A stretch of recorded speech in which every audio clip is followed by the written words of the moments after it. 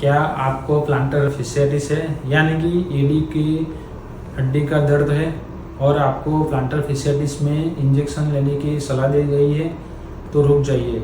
आज हम जानते हैं कि प्लांटर fasciitis में स्टीरॉयड इंजेक्शन के जो फायदे हैं और क्या नुकसान है। Hello, myself doctor Nritik Patel, orthopedic foot and ankle surgeon, ऑलवेन हॉस्पिटल, 16 साइंस सिटी, अहमदाबाद। आज हम बात करेंगे प्लांटर fasciitis में स्टीरॉयड इंजेक्शन के फायदे क्या है। स्टीरॉयड इंजेक्शन के बेसिकली दो फायदे हैं। पहला फायदा है कि वो क्विक रिलीफ, यानी कि बहुत सारे पेशेंट में स्टीरॉयड इंजेक्शन देने के बाद 1 से 2 दिन में वो दर्द मिट सकता है। दूसरा फायदा वो है कि वो कॉस्ट इफेक्टिव है। स्टीरॉयड इंजेक्शन बहुत महंगा नहीं है, यानी कि 500 से 1000 रुपये में आपका स्टीरॉयड इंजेक्शन पड़ सकता है।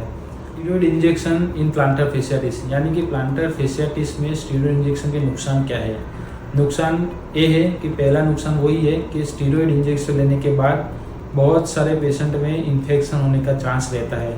इन्फेक्शन यानी कि कोई भी प्लांटर fasciitis में इंजेक्शन लेने के बाद उस जगह से रस्सी निकलना या तो दर्द को नहीं मिटने देना, वो 2 चांस रहते हैं। दूसरा नुकसान वही है कि फैट पैड एट्रोफी, जो एडी की हड्डी के नीचे जो फैट पैड होता है यानी कि फैट ग्लोब्यूल होता है, चर्बी का जो मांस होता है उसकी एट्रोफी यानी कि चर्बी के मांस में कमी होना, यानी कि जो चर्बी होती है वो कम हो जाती है स्टीरॉयड इंजेक्शन। ऐसे पेशेंट में फैट पैड एट्रोफी वाले पेशेंट में प्लांटर fasciitis का पेन बहुत लंबे समय तक चलता है, यानी कि 2 से 3 साल तक वो पेन चल सकता है। अगर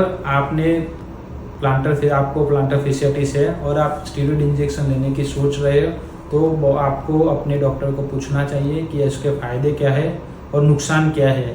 अगर आपको डायबिटीज़ नहीं है, आपका वजन कम है और आपका जो प्लांटर fasciitis का दर्द बहुत कम समय से है तो आपको स्टीरॉयड इंजेक्शन नहीं लेना चाहिए। सबसे पहला स्टीरॉयड इंजेक्शन में जो रास्ता है वो है फिजियोथेरापी, बर्फ़ की सिकाई, सॉफ्ट चप्पल यानी कि पोचे चंपल और थोड़ी बहुत दवाइयाँ यानी कि जो पेन किलर होती है वो ज़रूरतमंद दवाई लेनी चाहिए। उसके अलावा जो स्नायु की गोलियाँ है वो आप ले सकते हो। ये उससे नहीं मिटता है तो ही आपको आगे जाके आपको इंजेक्शन के बारे में सोचना चाहिए। तो बेसिकली आपको बहुत कम समय से दर्द है, यानी कि 2 से 3 महीने से ही दर्द है, तो आपको स्टीरॉयड इंजेक्शन लेने के बारे में बिल्कुल नहीं सोचना चाहिए और आपको अपने फिजियोथेरापी पे ही कॉन्सेंट्रेट करना चाहिए। Thank you.